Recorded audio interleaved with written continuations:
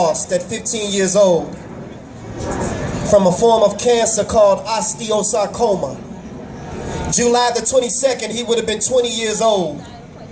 And so in his memory, we have developed a Cancer Scholarship Foundation in which we give scholarship funds to young men at Urban Prep High School, which is the high school that he attended. And so this piece is dedicated in his memory. It's called EGO. Everybody say EGO.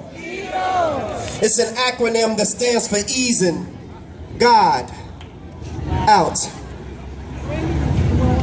Hey God, where you at? I've been looking for you. Seems like you've been avoiding me or something. And I've been searching for you for years with no answer, just anticipation. And I've been going through this transformation, but every time I call on you, God, it's like I get put on hold. And they say that you hear all and that you see all, but seems like you ain't never available, God, when I call. See, y'all, I remember it was January 91. I had just left Simeon's Martin Luther King ceremony speaking. I wasn't feeling too well that day. Little did I know that all the while, my appendix had been leaking. And where were you, God? Just what I thought, nowhere to be found. And if it wasn't for my son's mother convincing me to go to St. Bernard's that night, Black Ice wouldn't be here right now. And where were you at, God, that morning when I went to work and when I got to 123rd and Kesey, right by the cemetery, this lady ran the light. The last thing I saw, family, was headlights. A 3-car collision that almost took my life, but where are you, God? And where were you at, God, when my mother was stricken with cervical cancer?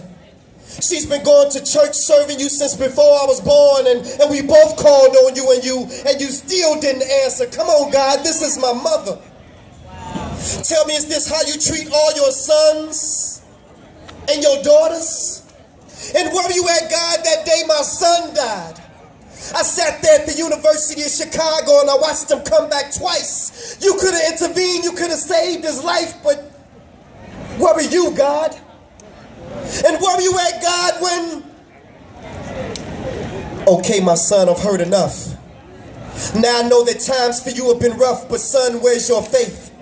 Seems like you only seek my face when you need me, for I am a full-time God, my son. Do you really believe in me?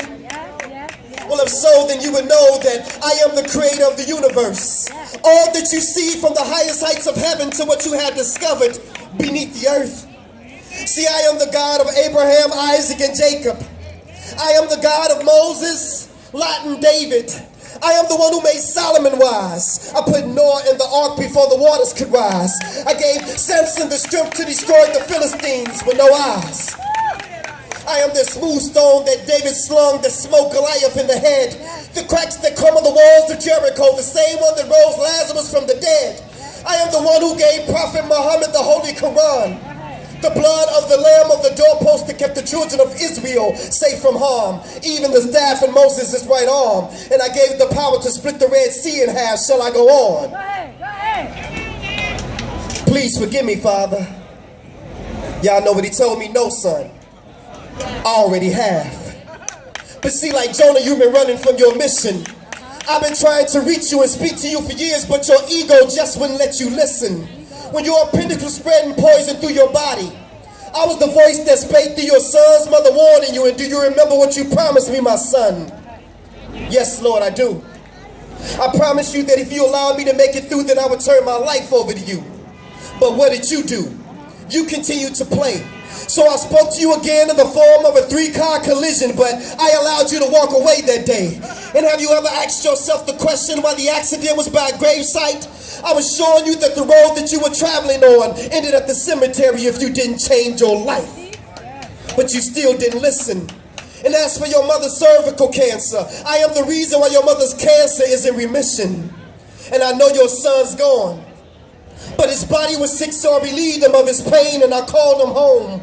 And yet and still I stayed by your side all those moments that you felt alone, yet you still rejected my truth.